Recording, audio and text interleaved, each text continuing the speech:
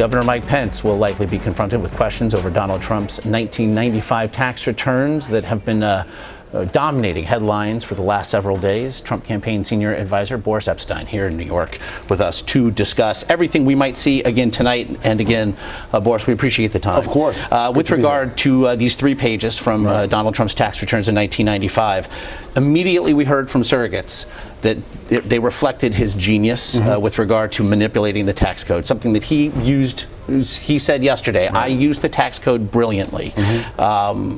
There is still a question, though, how declaring a loss of almost $1 billion can make somebody a brilliant businessman. Well, manipulating, I think, is a loaded word. If you look at other businessmen like Warren Buffett, GM had a $16 billion loss, and they used it, a net operating loss. So you see businesses that this has happened to, and then they use this provision of the tax code, which has been in place since 1918. They use it to rebound, and that's exactly what Mr. Trump has done. He's rebounded. Everybody knows he went through some business turbulence in the early 90s, but has since rebounded to create tens of thousands of jobs, to employ people, and then to make people's lives better. That's what he's done, while the Clintons haven't created a job outside the DOJ and the FBI. You mentioned GM. Of course, that is a company. This, though, was an individual whose net operating loss accounted for almost 2% of the total amount of operating loss claimed in 1995, 500,000 American taxpayers. And again, it was almost $1 billion. We did not see Donald Trump, meanwhile, declare personal bankruptcy during that time. Well, that's exactly why you have net operating loss. So the businesses don't cease operating. And the way that businesses are structured, and this would be very boring for your listeners, as an attorney, I will tell you that it's a complicated structure. But then you know, with businessmen like him, he owns the properties. He owns a lot of the holdings. So then it flows down to him, and that's why he was able to take the net operating loss. And here's something that's so important. This is all completely within the tax code, within accepted structure of the tax code. Hillary Clinton used the same provision. The New York Times in the last 2 years used the same provision. So there's a lot here about nothing. The only real issue here is that under 26 U.S.C. 7213, the New York Times broke the law. If these documents are authentic, which they haven't really been able to authenticate, and they will not say on air, the New York Times, that where they got them from, that they authenticated. They've said that they arrived in the mail. But they don't know. But they have not. Well, actually, there was from Sue Craig, it was a no comment if she knows who sent them. That's what she said, no comment. And she won't verify whether she even knows or not. The only person who has authenticated these is an octogenarian retired accountant in Florida. So these documents are not. Who signed the documents in question? He was the tax preparer in question. If you look at the story, he poked his finger at the document and said, "Yeah, these seems like the one." And keep in mind, these are not complete documents. These are front pages of 3 different state returns. So even if they are authentic, awfully incomplete, and if they are authentic, illegal to use under the federal statute. The New York Times is literally, reporters are risking going to jail in order to somehow impugn Donald Trump and invade his privacy. It's a risk, and I know that the paper and its employees do believe that it's a risk that they are willing to take. So that's how much they don't want Donald Trump to be president, I guess. Well, with regard, though, to saying that this is something about nothing. Number one, the Trump campaign thus far has not come out and said that those are not authentic. We've heard nothing challenging the veracity of the documents in question. But you mentioned all the questions that they don't answer.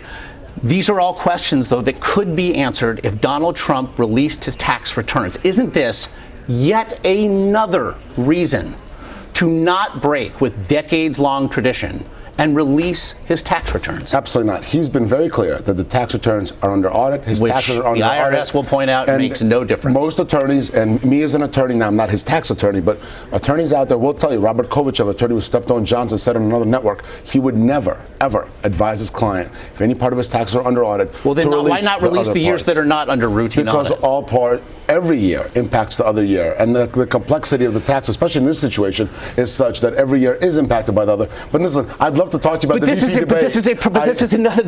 there's another question that could be answered here. Exactly whose money was it that was lost? With whom is Donald Trump doing business? These are questions. Donald Trump has answered those questions. He's put out a 104-page financial disclosure form that's mandated by the FEC. He's followed all rules and regulations, which Hillary Clinton has not throughout her career. She lied to Congress, the FBI, and the American people. about her emails. Those haven't been turned over. And Mr. Trump has been specific. If she does turn over her emails, he will go against the advice of counsel and will turn over those taxes. I don't want to relitigate this to this degree. Let's talk about the VP debate. We have a great VP candidate. But okay, and I want to ask perhaps something that Mike Pence will be asked tonight. But with regard to this this question about the tax code, again, as Donald Trump says, I'm here. I know it better than anybody else, and I'll fix it.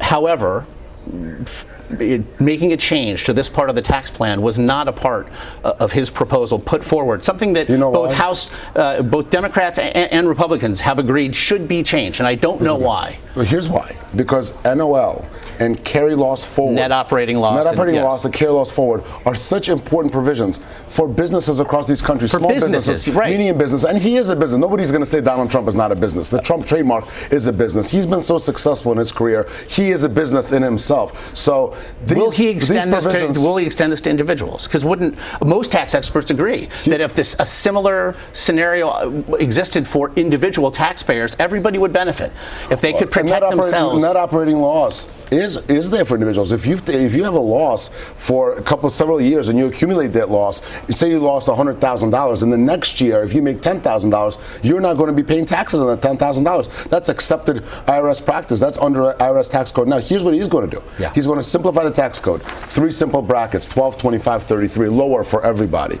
Lower corporate tax bracket, very important, from 35 to 15. And he's going to get rid of the carried interest loophole that does allow for folks in the industries, in the finance industry, to pay a lot lower taxes than their standard income tax rates. And that would impact himself and his business negatively, potentially, but he's willing to do that for the benefit of the American people.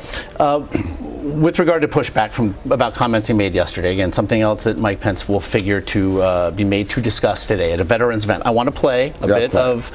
He was asked about PTSD and its impact on, again, veterans returning from overseas military zones, and this was his answer. Okay. When you talk about the mental health problems, when people come back from war and combat and they see things that maybe a lot of the folks in this room have seen many times over, and you're strong and you can handle it, but a lot of people can't handle it. And they see horror stories, they see events that you couldn't see in a movie, nobody would believe it. No, we need a mental health help and medical.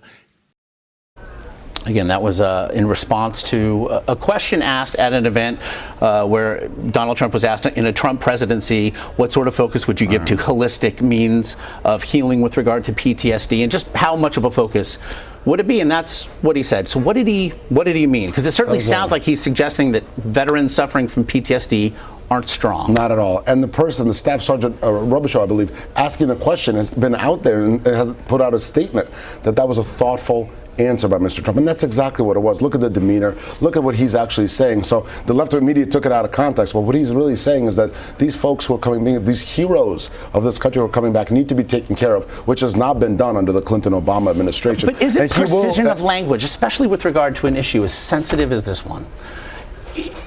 If you're out here having to actually tell anyone what it is he meant, but isn't that a problem? Not at all. He's an authentic person, and that's why voters are so attracted to him. That's why he, in the Republican primary, received 14 million votes, more than anybody in the history of our party. He is an authentic candidate. He's a real person. He's not scripted. He's not a robot like Hillary Clinton is, which you saw in the first debate, and you will see from her going forward. You know, whatever version of Hillary Clinton they roll out, that's not what he is. Donald Trump is a real person. Very quickly, Mike Pence, Kellyanne Conway earlier this morning said we can expect a fiery performance. Very quickly, what do you expect from the governor tonight? I expect a lot of strength. This is a person who lowered the unemployment in his state by half, went from 8 to 4, versus Kane, under whom unemployment went up from about 3 to over 7. So Governor Pence is somebody who's strong, who's committed, and who's been a great addition to our ticket. We're unbelievably excited for him to be the VP of this country and carry our message forward on national security and the economy. The other side, Tim Kaine was picked to be a quote-unquote a DAC dog. He's been terrible at it. You've seen him off the trail for weeks, or he hasn't been heard from in weeks, really. Maybe he's out there somewhere with crowds of 100 people each. But he's somebody who has not at all been successful in carrying, well, really the lack of message the Democrats have. But isn't preparation for a debate, considering the offices of which we are discussing, why is that a bad thing? If he's off the trail because he's preparing for the debate? What's bad about preparation? Since he was named, Tim Kaine really hasn't been heard from us every now. That's what I'm talking about. Every now and again, he pops up, will scream something, will say that all Trump supporters are members of the KKK or something ridiculous like that. But he has not been really a non-issue in this campaign. While Governor Pence has been a huge force in the campaign, bringing out big crowds and really again helping us carry the message forward and make America great again once Donald Trump and Mike Pence are elected. I knew we weren't going to have enough time, Boris. I think we could both agree with that. I'd love to stay forever. I appreciate it, though. Again, Donald Trump Senior Advisor Boris Ephsteyn. Really Thanks for appreciate having the time.